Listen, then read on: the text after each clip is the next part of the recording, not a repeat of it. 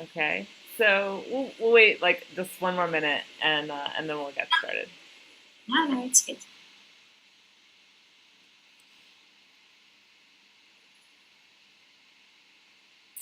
So Bianca, while we're waiting, can you just remind me where you are in South Africa? I'm based at the Northwest University with Analda, Mm-hmm. and I'm completing my PhD in genetics at the moment. Nice. So, yeah, trying to finish that in a month. Oh wow, And that's really soon. yeah. Well, I hoped it would have been done sooner, but in any case, I was waiting for a bit of data. Mm-hmm. So hopefully in a month it will be done. Yeah, and that's how I got involved with the capacity building stuff through Analda, Uh-huh. basically. Cool. Yeah. Somebody else joined. Great. Yeah, it's Hendy. Good to see him on the call. And here's Imelda. Good, people are trickling in. So I'll put the Etherpad. Uh, so the Etherpad is there in the chat and Hangout. If you're not in the Etherpad, just pop in and put your name under line 8 that you're here. Say hello. Um, and we just have a couple minutes um, in the beginning for what's new and any kind of check-in on your goals for your study group for the next week or 2 weeks.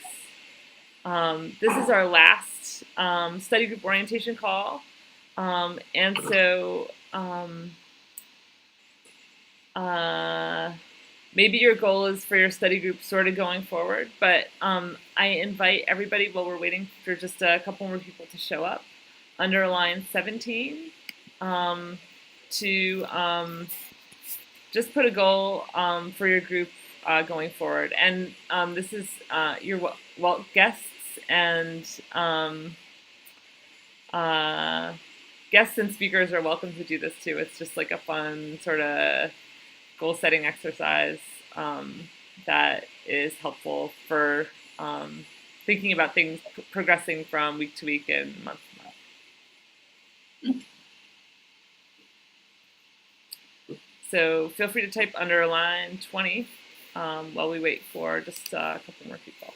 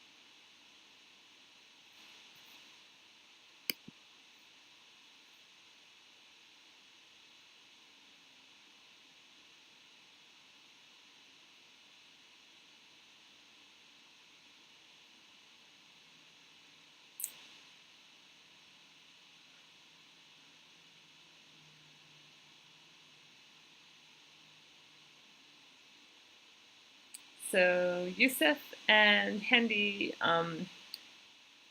please just type a goal or a check-in about your study group under line 19 in the Etherpad.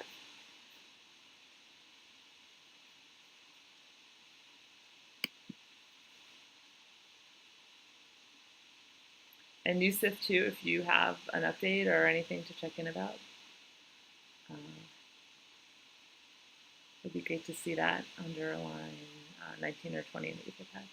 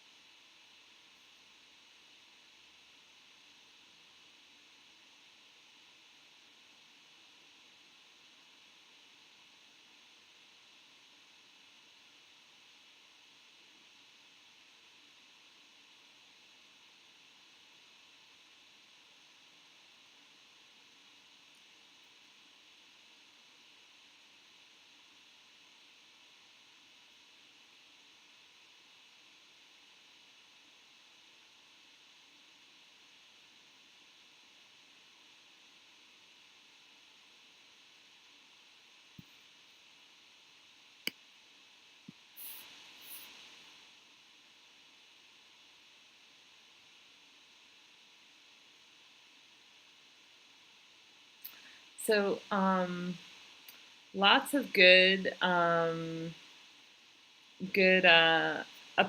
in the Etherpad from different study groups. I'm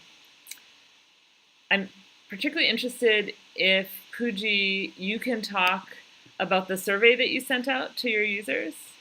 I see that in your sort of check-in update. Can you unmute and just talk a little bit about that to us? I'll open my editor in OneDrive. See if you can get closer to your mic and maybe turn it up if possible. Oh, great. Okay. Yeah. Last week I do some survey for my groups. I want to know about the what the subject that our group is interested, and so I give them a survey in with Google Docs, and they give some many interesting things. First, people in my group is the penultimate student in undergraduate, and there are 83% of the member, and the 50% of my member is pursuing research in instrumentation and sensors. So I need to find a subject that they interest about it. But the problem is how to use the open science paradigm with the subject, the sensors and instrumentation. So I need to do some research. Maybe, yeah, that's all. Okay, great. Sorry, one thing. And I also asked in the question that do you want to give a presentation in the club activity or not? So, and there are some people that they have interest to give a presentation on the activity. So I hope that the activity is not one to many, but also collaborative and peer learning. Oh, great. That's so good. You already have people who are willing to teach and help out with the group. That's so important for growing your group and keeping it going.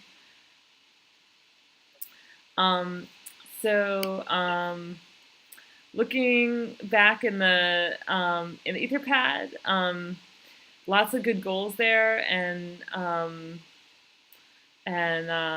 things to look forward to for the next year. So keep up that kind of thinking. Under line 27, I'm just going to talk really quickly about Mozilla and the Science Lab and Mozilla's interest in open science and open research.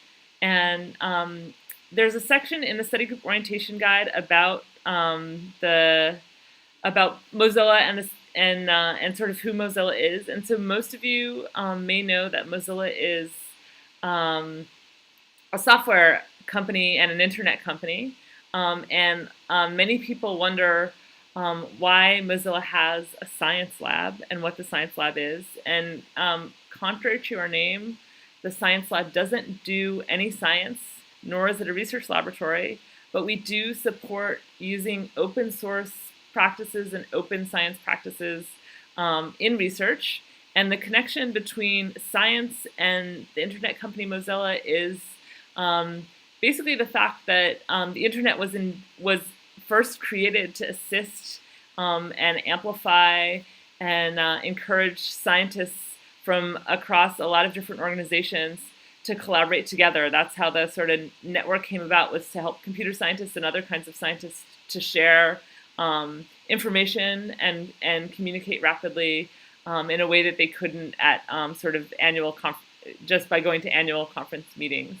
And that kind of openness and sharing and collaborative spirit helps start the open source software movement. And Mozilla Firefox is a a product of that movement. It's an open source piece of software that lots and lots of people collaborated on together, and it's one of the places where open source principles of contribution, so getting lots of people to pitch in and help out on a single project, of opening your work to show everybody the sort of source code and what's behind your work and all the details and processes of using it.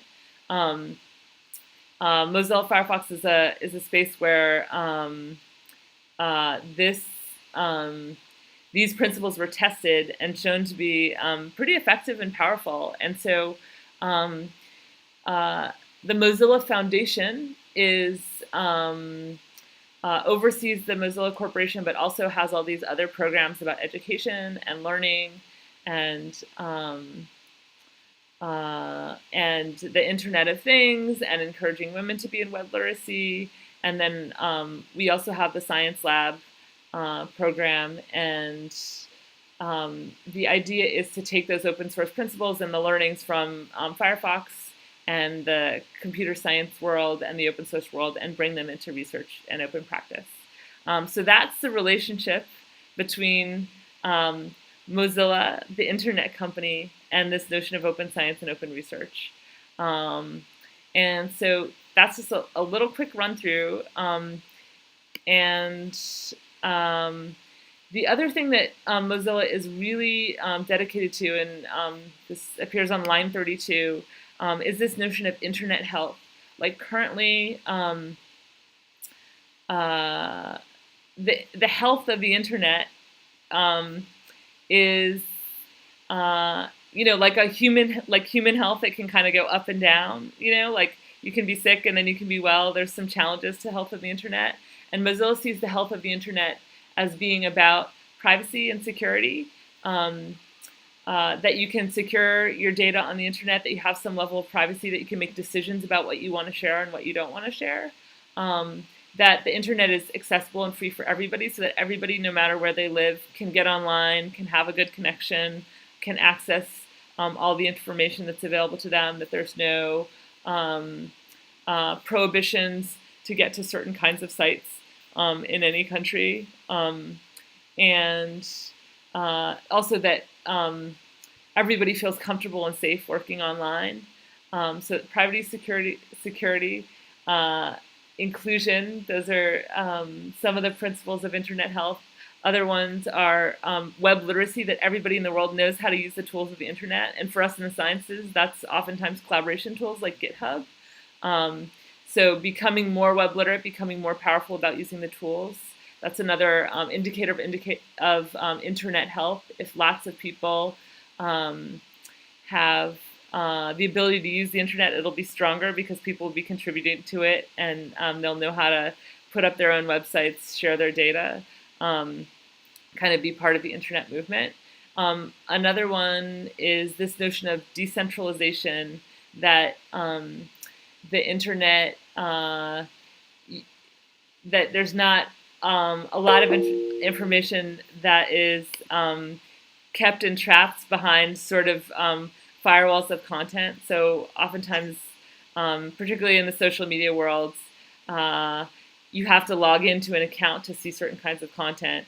So Mozilla really wants content to be open and not hidden behind firewalls or behind accounts. That's a lot about openness. And then the final principle that Mozilla is thinking about in terms of internet health is open innovation, and this is a big one for open research. So how can the internet and the collaborative spaces that can be part on the internet, the collaborative tools, the platforms, how can these be preserved so innovation can happen? So just so you know, that's a quick rundown of all the issues Mozilla's in, and I think open science fits really nicely into the open innovation one, the notion of web literacy and online collaboration and access to data and resources for all. So that is how Mozilla Science Lab and Open Science aligns with Mozilla, the internet company's vision. And hopefully that made sense to everybody. If you have any questions, let me know. I'm going to put a spot in the pad for questions, but also feel free to verbalize them right now. So underline 33 questions. If you want, feel free to type them in. And then, or just let me know right now. Does anyone have any questions about Mozilla's mission and why we care about open science?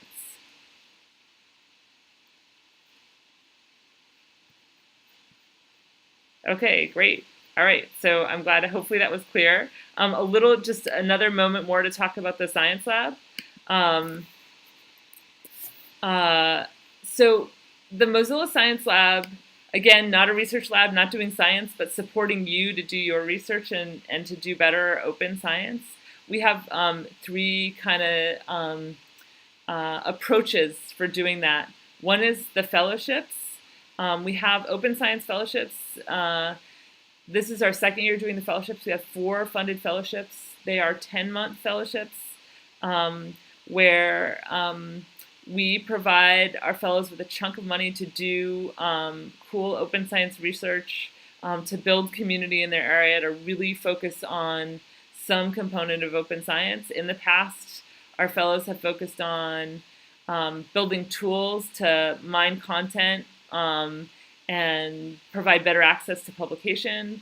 Our fellows, we've had other fellows focus on building trainings and resources so people can learn collaborative tools. We've had fellows focus on the sort of participatory research or public participation in research movement, particularly around patients being involved in research studies and having more access to the kind of data that they are contributing to research studies, so the patient participation movement. We've had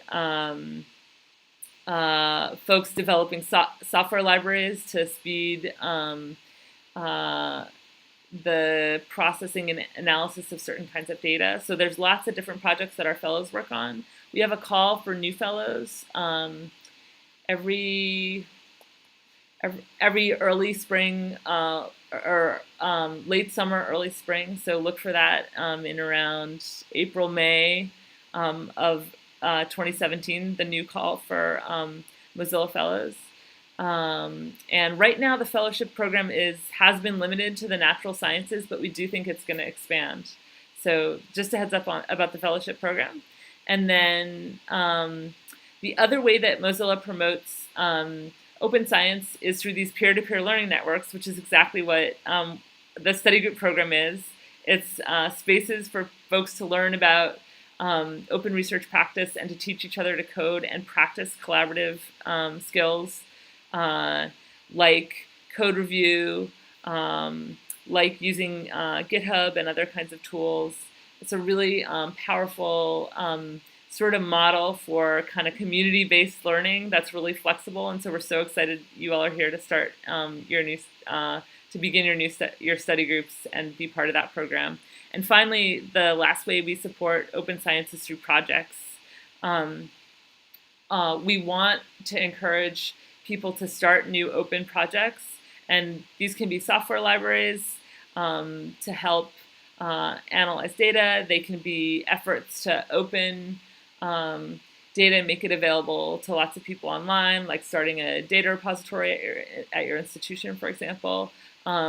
They can be efforts to create new curriculum. Last year, we had lots of people contributing curriculum to the study groups, and we also have curriculum developed by our fellow Christy Balai on quantitative research methods, open quantitative research methods, which is a really powerful course. So all those kinds of projects help contribute to open science, and Mozilla tries to support them in lots of different ways. In the coming year, we're going to have some small mini grants of $1,000 or a few $1,000s to support projects. And so if you know someone who has a project or you have an open project, keep an eye out for the announcement about mini grants coming up.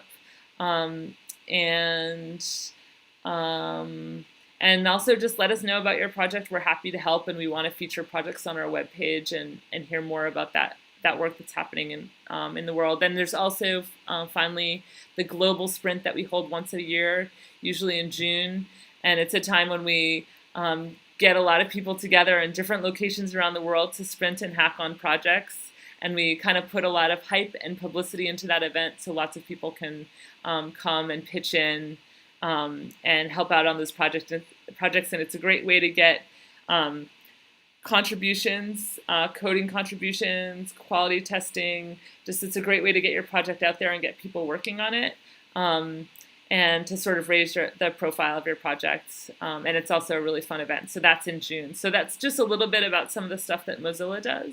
I'm going to check back in the pad and see if we had any questions. No questions so far. So with that, I want to invite Bianca to talk about the study group at Northwest University in South Africa and the genomics hacky hour that you've done there and how you've sort of grown and gotten your group together and gotten momentum. So Bianca, do you want to speak about that? Actually, Anelda started the genomics hacky hour. I wasn't aware of it at that moment. I was on maternity leave, and I joined them a bit later. But so it started in 2015 in September. I'm not exactly sure how she managed to get all the details of the people, but it's researchers and students doing genomics research. And so they started, I think they did some fast QC exercises. I'm not sure, and I can just give you more detail on the startup.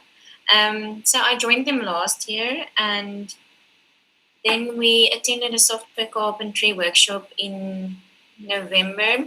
Oh no, that was the year before that. Sorry, it started in 2014, and the software carpentry workshop was in 2015. And then after that, some of the participants joined the hacky hour, and then in January this year, we enrolled for Coursera for the genomics data science specialization. We've had a few dropouts. I think we are only 3 left, trying to finish the Coursera modules. It has taught me personally a great deal, and it's really nice to watch the lecturing videos and then do the assignments and quizzes. And so the study group was there to support everyone, and if anybody got stuck, we could help each other in that way. And the group currently consists of lecturers and students, which is really nice. It's not the top-down model that is used in classes where the students feel the lecturer knows everything. In the study group, the lecturers may know something that you don't, but you can also teach them something that they don't know. So it's really, really nice. We've also, I qualified, I'm talking all over the place. We did instructor training in April this year in Africa at our university. And Alexandra Pavlik did the training. And many of us have qualified either as a software or a data carpentry instructor. I've also qualified as both. And then we had a genomics data carpentry workshop in September. And after that, we had 2 new participants in the study group. But it seems like everybody is just rushing to finish the year. So a lot of people said that they would like to join in January because they feel like they don't know what's going on, and we haven't really followed a program. But Anelda and I have discussed this, and I would like to have a structured plan, not set in stone, but just to say, okay, for the first 6 months or something like that, we will learn R or Python or something like that, so that we just have a plan to follow, so that people can see what we want to teach or what we want to learn. But we don't want to do lectures, really. We will sit together and go through a lesson and do a practical exercise. And as we get stuck, we can help each other like that. I think that's about it. And now I can add if I skipped anything. Anelda, do you want to talk a little bit about how you got the group up and running, and add anything else? Hi. Yeah, thanks, Anna. Hi, everybody. So, can you hear me all right? Yes. Yes. So let me give some background. I joined the Northwest University a year and a half ago, and my own background is in bioinformatics, but the university itself doesn't have any qualified bioinformaticians or a research group in bioinformatics or any support for people engaging in genomics activities at the university. At that stage, why did I know about Mozilla Science? I can't even remember. Okay. At that stage, we were involved in software and data carpentry workshops already. And through software and data carpentry, one of the very active members and instructors, Bill Mills, created a post on the software carpentry website about the Mozilla Science Hacky study groups. And I thought that was ideal to help foster a learning environment in a university where there was no formal activities around genomics and bioinformatics. So we started the study group in, as Bianca said, in September. And at that stage, many people have contacted me for help because they knew me from previous engagements. So there were people coming to us asking for help, but because there's no money for a position or curriculums aren't changing so fast, so we thought, okay, let's try an informal, as Bianca was saying, a bottom-up approach and just get people together who needs this, and we'll use what's available online and help ourselves. And luckily, because I have background, it was possible for me to lead some of the activities. It's been an incredibly interesting experience. I think for people who are starting up new study groups, you have to realize that it takes a dedicated person to keep the momentum going. And the easiest for anyone to do this is to very quickly surround you with friends or people that you like, people that you get on with, people that are excited or as needy as you are in terms of getting support or building capacity. Don't think someone else is going to take it over. Luckily, I have Bianca now, who's kind of taken over the lead. Well, she's completely taken over the lead for the Hacky Hour from me, which I'm very grateful for. But besides Bianca and myself, there's no one else driving this. They all need it severely, but they don't have the confidence to drive it yet. So if you have the confidence and the enthusiasm to drive this, it gets exhausting sometimes. So try and find a friend or colleague who can just back you up. Also, if you have a sick child or a paper that's due, it's nice if you have someone who can stand in for you. So the sooner you can find your partner, if you're like your Bianca, the better chance of your study group will prosper. People have come back with really, really good feedback. We have a very senior professor who's part of this Hacky Hour, and she has given us some feedback about how participating in the Hacky Hour have changed her teaching practices for her undergrads. Because when she came through the system, there was this very strong top-down, authoritative, the professor knows best approach. But since she's been participating in the Hacky Hours, she's realized that there's a two-way stream for learning and teaching. And she also has a lot more empathy for her students who might not understand the concepts as quickly as she wants them to understand it, because now she's in a position where she's learning hard things. So I think the Hacky Hours or the study groups have incredibly broad impact, even broader than just learning new skills or building new capacity capabilities. And it's really worth your time to invest. It's really amazing to see how a community grows from nothing. It's really rewarding, but it is hard work and takes dedication, and having a good routine, I think, is also critical. If you're very on and off, people don't know what to expect. They can't plan.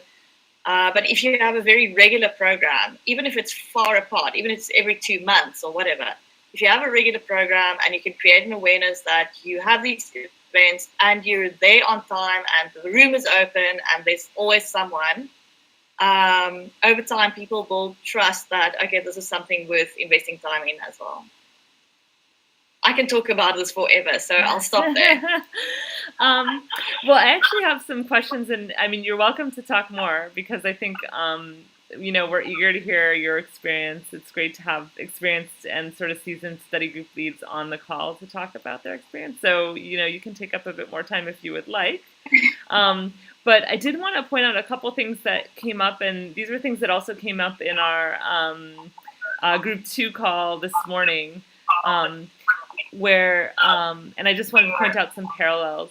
So we did notice also that people talked about having friends. Anelda, I'm getting a little feedback, so if you could mute for a sec while I'm talking, that would be great. Sorry. I hear my fingers. So we did, in the group 2 call, people also mentioned how important it is to have a partner to help you run this. And people were also mentioning how powerful it was to work with people that you like, because then it makes the study group experience and all the sort of organizing and planning sessions and the time you take to send those emails or sort of discuss together how to strategize for the year. It makes that fun, and it's really, as well as being about doing work and promoting open science and open research and learning to code, it's also about building that relationship and being around people you like. So I thought that was that's something that also came up in the group 2 call this morning. So I think that's a really strong point. The other thing that I noted is that and I actually wanted to ask Anelda a quick question about that. When Bianca was ready to sort of, or when you were looking for a partner, how did you know that Bianca was the right person to help? Like, what kind of qualities do you look for in someone to co-lead or assist with your study group? So this is a question for Anelda. I think I have to say I met Bianca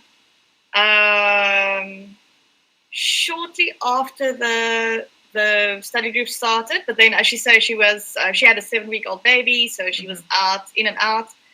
But we started collaborating on the data analysis of her PhD project in the new year when she came back. And so I was working with her, and I saw her work ethic, her approach to things, her enthusiasm, Selfstarter.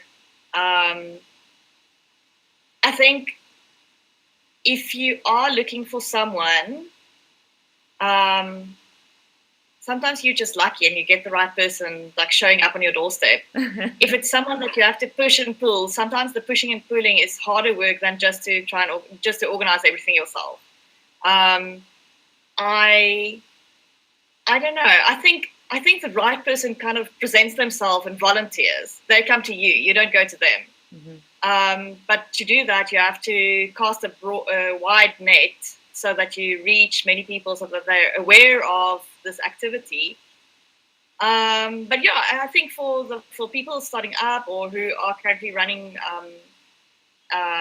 study groups on their own, sit back, think about who do you know in your field, and the study groups obviously have different focuses. Some of them are subject specific or domain specific like ours, and some of them are tool specific, like it's an R group or a Python group or whatever.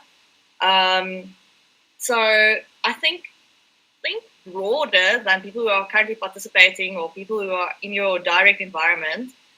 Maybe even a colleague from another university or another institution or from industry who might just be interested to participate, and ask people. And you'll find the right person. I think there's always that one person who cares enough about this to to like even do more than what you would have done. Like Bianca has really exceeded my like, you know, sometimes you find someone and within a month or two they do more than what you could have done. So if you're lucky, you find someone like that. That's great. The other thing that I wanted to just make a note of is that how you mentioned both that you have a lot of qualified software carpentry teachers, but that you're still keeping the group very informal and not having a single teacher always presenting, having it be really like collaborative work-alongs. And it's so great to hear how that model has been really powerful for you and also powerful for the professor that's coming to your groups. And I think so often when people are starting study groups, sometimes they feel like they have to be the instructor, like the lead has to be the instructor, or there always has to be an expert in the room to teach something. And so it's so good to hear how you're taking that sort of more distributed, collaborative, like work along, casual learning environment, how you're taking that model and using it to learn together in a kind of non-hierarchical way. Can either Bianca or Anelda talk a little bit more about what that looks like and you know, what are some of the more of the benefits of it and what are some of the challenges of that kind of sort of not having a single expert teacher delivering or instructing at each session, which is I think what I was understanding what Bianca said, but you can also correct me if I'm wrong about that model. Well, we haven't used the model exactly like that. We want to, and for the new year, that's the plan for us to sit together as a group and work through some material. But that's why the idea is to have a structured plan with some lessons to work through, and we can help each other. But in the past year, we've had people, either me, Anelda, or someone else, kind of leading the session, standing in front and going through the lesson. But they do contribute or chime in when they have something to say. And we were lucky. We had a postdoc from Poland. He joined us in April. And he started joining the study group sessions as well. And he helped especially with the Python module of Coursera. We were struggling a lot with that. And he helped us a bit with that, explaining some things on a whiteboard and stuff.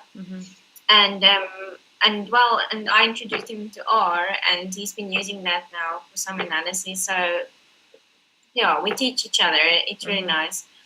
But for the next year, I would really like for everybody to sit around the table and work through the material together. Because as soon as somebody stands in front, the rest of them keep quiet and they expect the lecture. So it's still a bit challenging because people are not used to just working together. They want the teacher in front. That was my experience. So we would like to really use that model in the next year. And Anelda can add more. Yeah, I think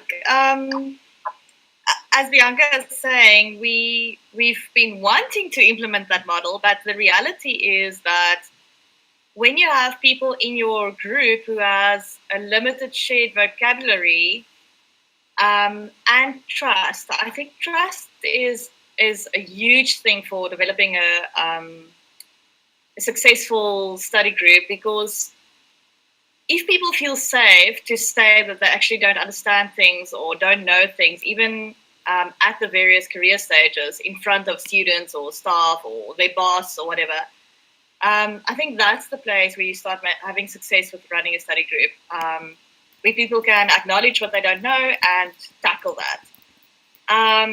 What we had in the beginning, was that we had people from botany, zoology, and microbiology, and genetics, or biochemistry, and these people haven't previously really engaged with each other. There's always also some, if I may say, historical tensions between some of the departments. So people are very comfortable to come to a classroom setting where they can sit at their desk and have a lecture. But with my involvement in the various community building things and volunteering organizations like Software Data Carpentry, that wasn't the vision for the Hacky Hour. That's not sustainable. It's not scalable. So that's the reason why we actually decided to enroll for the Coursera MOOC. And Bianca, do you want to paste that link for the Coursera MOOC, maybe just in the chat area? Because what we thought was, if we were working through material without an instructor standing in front, without one of us acting, as you say, as the lead or the expert or the whatever, but everyone sitting around the table at an equal level physically and psychologically, and we all learning from this person online and working through the materials, whatever. I mean, I myself enrolled for the course as well. Then people it will be more of a leveling playing field, and people will learn a shared vocabulary, and they will have something to talk about, which isn't their projects, but which is the course material, which is a safe space to go to. And that has really worked well, because we didn't have one person in the room becoming the expert, being seen as the expert, and people were working through the MOOC at their own time. But what we did was we met weekly to discuss the assignments.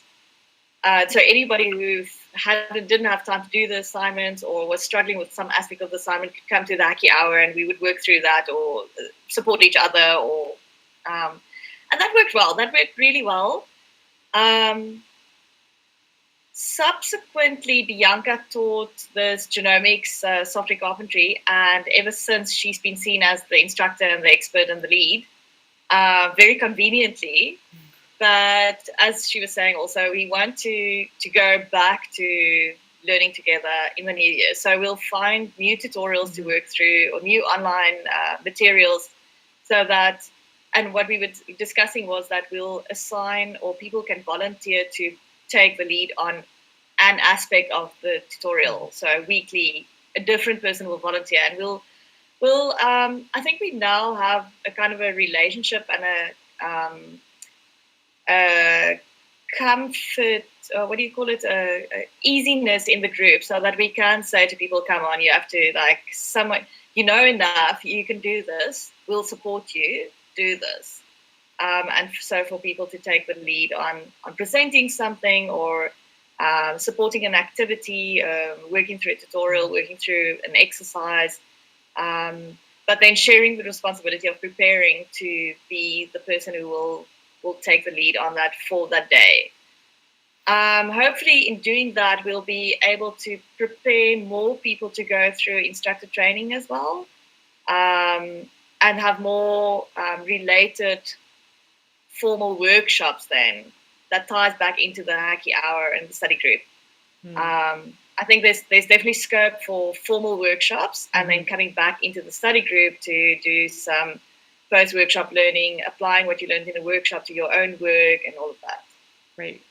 I just wanted to mention a resource that Mozilla Science Lab has available.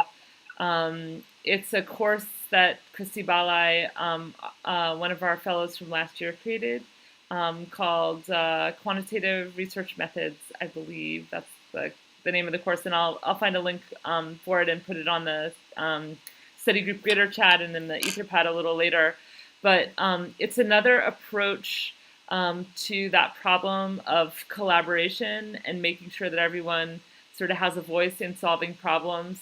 And it's a way to tackle material together. And basically what Christy did, and I'd be curious to see if these kinds of data sets exist in the field of genomics, is she found what's called a gray data set, a data set that had been collected by another researcher but wasn't in use, or was just sort of sitting around. It was a data set that belonged to a research institution that was part of her network. And it was just data that was sitting there that hadn't really been analyzed. And so she brought it in to a course setting, which could also work well in a study group, just any kind of group that meets regularly over the course of a semester or a year. And together, the students worked on that specific data set analyzed it together, and prepared, made some observations and prepared a paper for publication. And so it's like a really exciting and interesting way to sort of have a group project that isn't attached to any one person's project, but that actually is meaningful. And they were able to publish the paper, and they also got a write-up in, just a write-up in I believe it was Nature, like a little sort of news bloggy article that came from Nature. So I'll find that link in a moment and pop it in the Etherpad in case there's so I think there's lots of options for this kind of working together bit, and the Coursera approach is smart, and we have some resources, so just wanted to mention that. So I put a note in the Etherpad space, I believe it's on line 53 for questions for Anelda and Bianca, but if any of you want to verbalize questions right now here, please speak up. I'll be quiet for a moment, and hopefully have some questions from folks here on the call.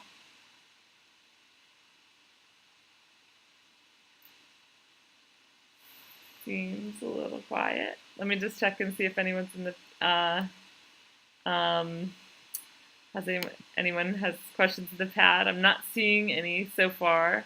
An update, I think Aurelia, Mozilla Science Lab's community lead, isn't here today because she wasn't feeling well earlier this evening, so she's not going to join us, unfortunately.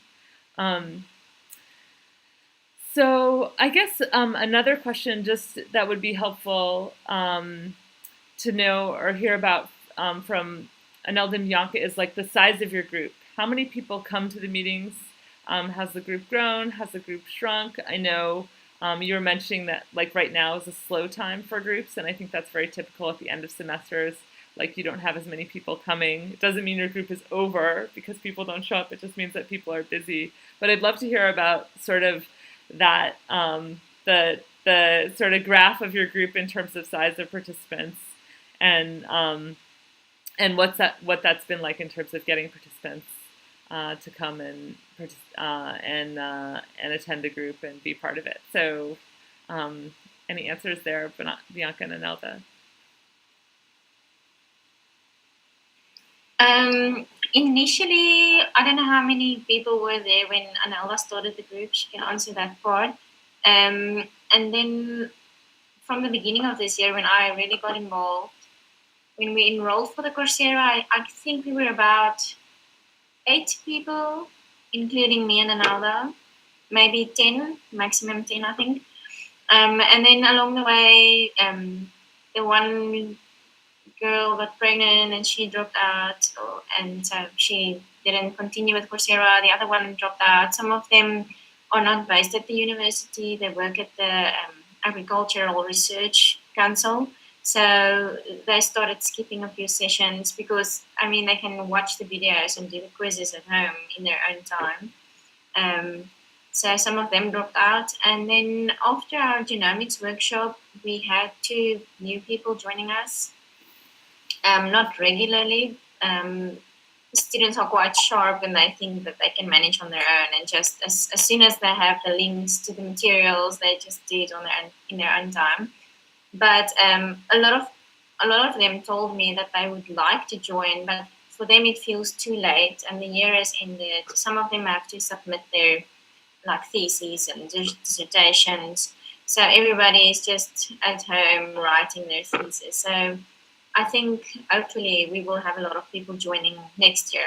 Since they already attended the genomics workshop, we've been focusing on genomics for now, since we have a great need from several departments. So I don't know how many people attended initially, but we've had sessions where there were a lot of people, and then other sessions where we were only 2 or 3. So it changes every week. I think that's really normal, and it's a great point you make about the genomics workshop bringing some new people into your group. So I've heard that from other groups as well, that if you have a big event at the beginning of the semester, you kind of kick it off with like a big splashy event, whether it's like a hacky hour with drinks or lightning talks or something to get people excited, or you have a software carpentry workshop. That's a great way to kind of people flow naturally from a big event into the smaller regular study group meetup. So I think that's a great suggestion as a way to kind of recharge your group if things are flagging,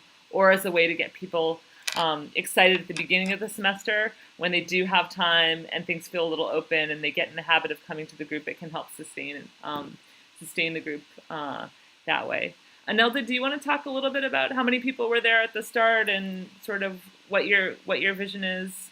Actually, both of you can answer this. What your vision is for the next year? Any goals?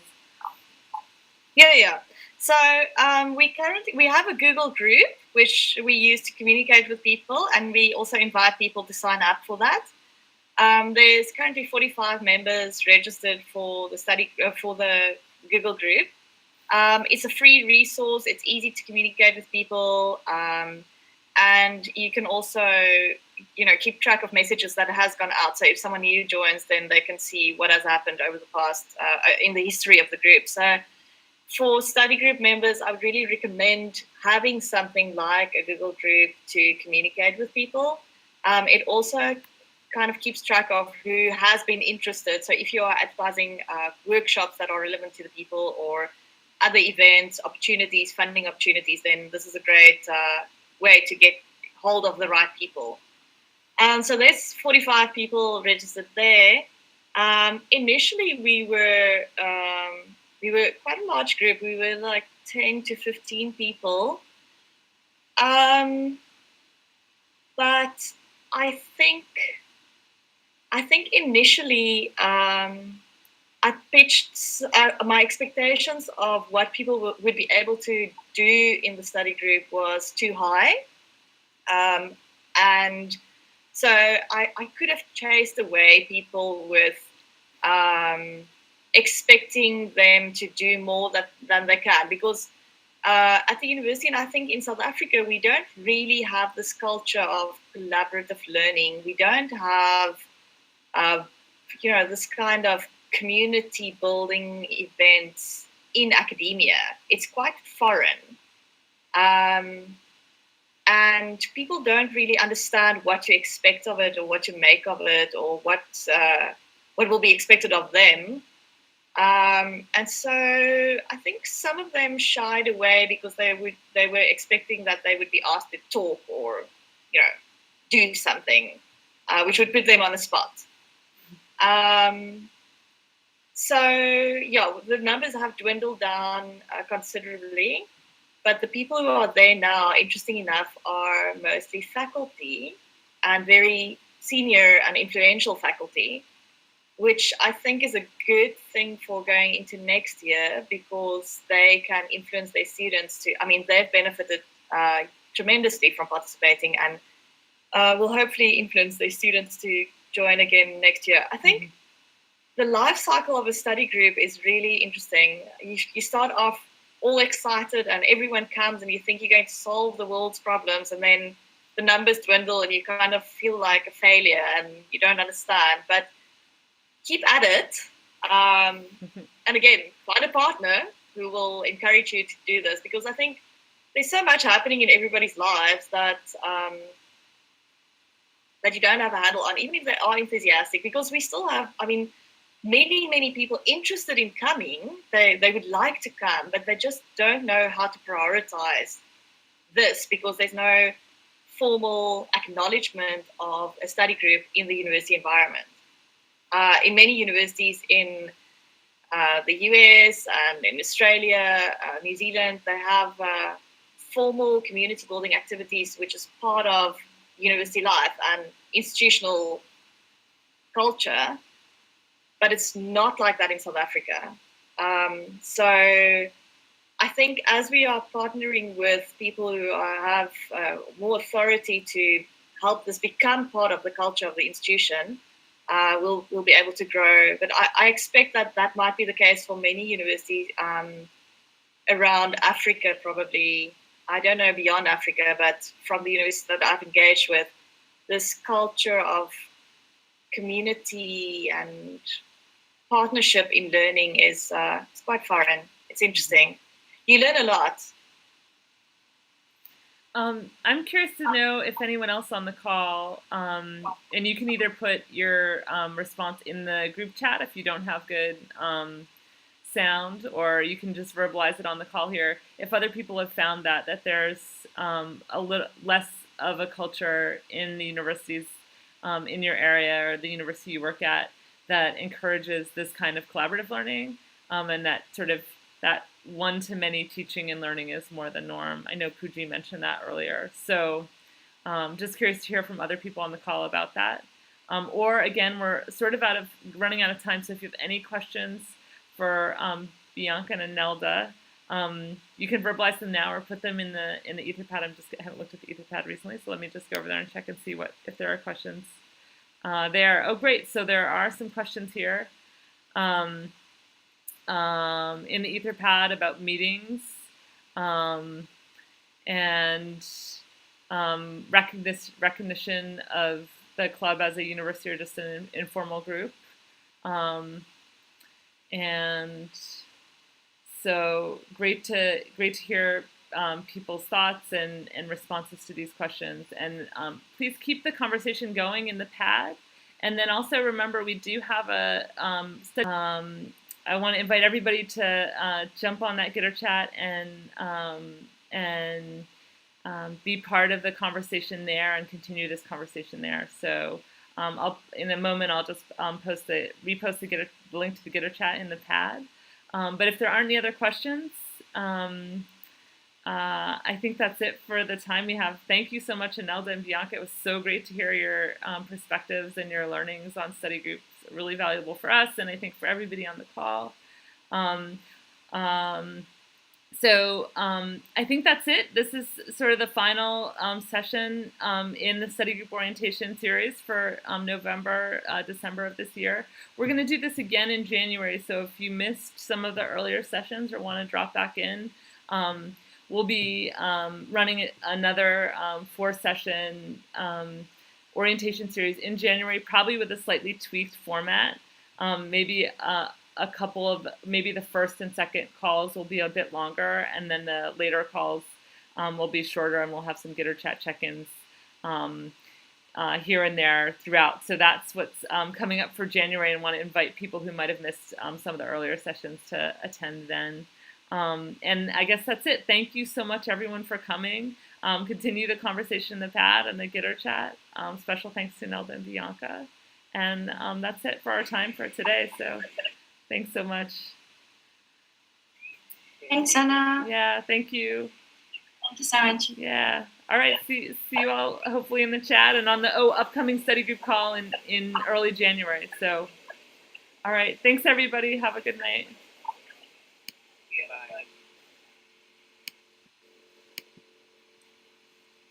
Zana, thanks a lot for the opportunity to share our experience, and thanks for your support as well. It's been tremendously helpful and encouraging. Yeah, thank you. Thank you so much for being on the call.